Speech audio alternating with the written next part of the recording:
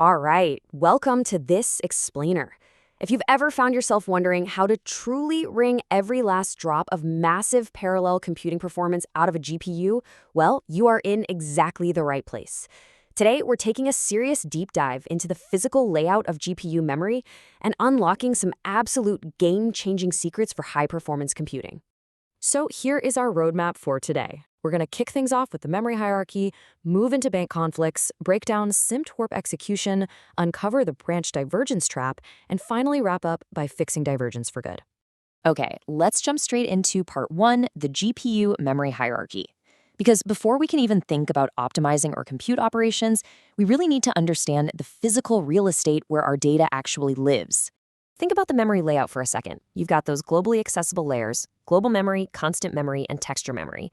Now, these are accessible by all threads in the CPU, which is great, but pulling data from out there takes precious time. It's a classic trade-off. But as you move closer to the actual execution units, inside the blocks, you have thread-specific local memory and the highly coveted shared memory.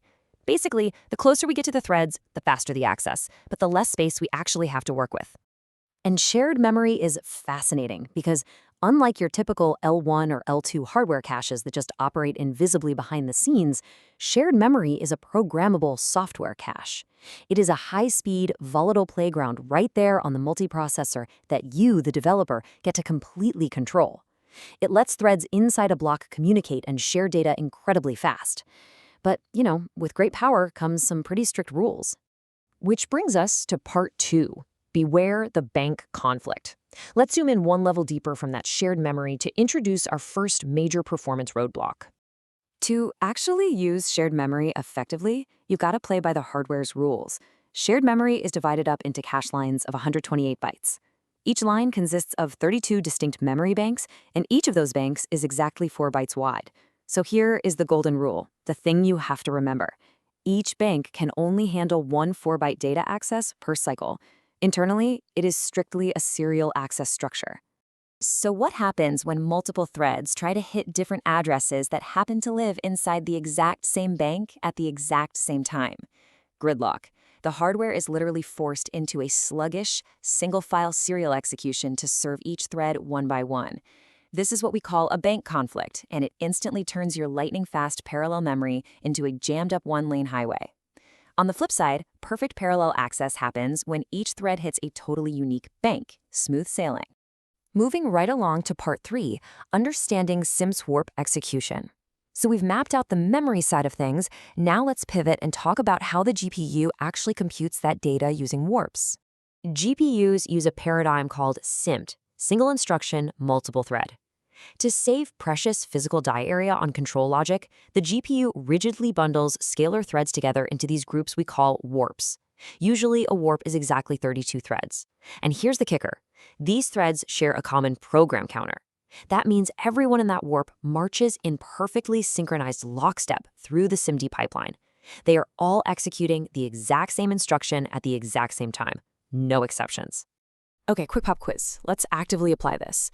If we want to add two vectors of size 1000 together, how should we distribute our blocks to get the best resource utilization?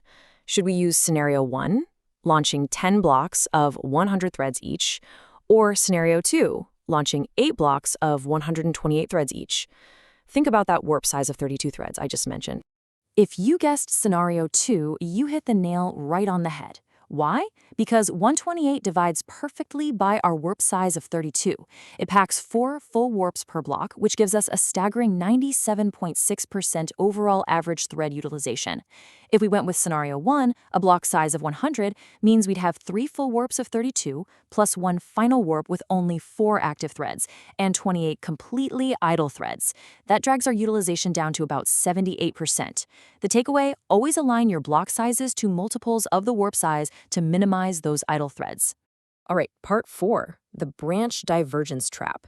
Let's see how everything we just talked about sets the stage for the central villain of this explainer, the thing that completely derails our perfectly synchronized warps. We call it branch divergence. Remember how all threads in a warp share a program counter and absolutely must execute the same instruction? Well, what happens when they hit an if-else statement?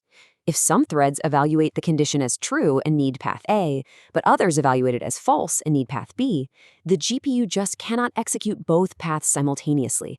It physically has to split the execution path and serialize them.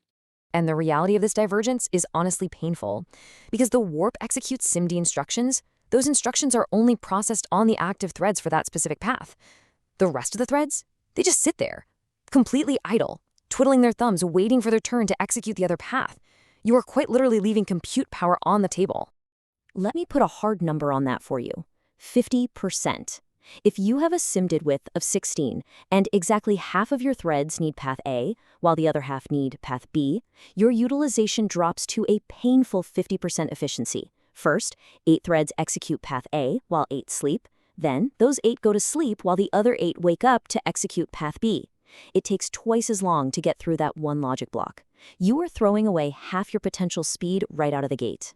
So, how do we solve it? Part 5, Fixing Divergence for Good. We aren't just going to point out the bottlenecks today. We're going to look at actionable architectural solutions to actually beat them. Here is your battle plan. Step 1, always profile to identify where the branches actually are. Step 2, for those smaller branches, swap in fast, branchless programming transforms, like using mathematical minimums or maximums instead of standard if statements. That'll give you a moderate speedup.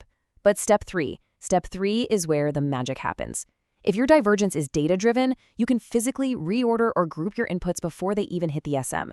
This yields massive speedups because it can often eliminate the divergence entirely. Because look, the goal of data reordering is actually pretty simple. You can absolutely still have branching in your code. The GPU doesn't hate if statements, it just hates divergent warps. As long as your data is organized so that branching is warp-aligned, meaning every single thread in warp 0 makes the exact same uniform control flow decision, say all of them choosing path A, you get zero divergence within that warp. Now, what if your workload is highly skewed or just wildly unpredictable? That is where you can utilize the persistent threads architecture. Just remember this mantra. Threads don't terminate after one task, they persist. Instead of launching thousands of short-lived threads that might diverge all over the place, you launch a small, fixed number of threads, usually just one block per streaming multiprocessor. These threads stay alive, constantly pulling dynamic work from a global queue. The second one finishes a task, it immediately grabs another, keeping the multiprocessors maximally busy, without the massive overhead of divergent kernel launches. And that brings us to the beautiful outcome of optimized data grouping. When you do this right, we reorganize the data pattern so that threads 0 through 31, that's warp 0, all evaluate to path A, threads 32 through 63, warp 1, all evaluate to path B. Both warps execute totally independently without a single cycle of internal divergence, yielding full, uncompromised SIMD utilization. So, having seen firsthand how critical memory alignment and warp synchronization really are, how are you going to reorganize the data feeding into your next kernel? Definitely something to think about. Thanks so much for joining me on this explainer, and keep building incredibly fast software.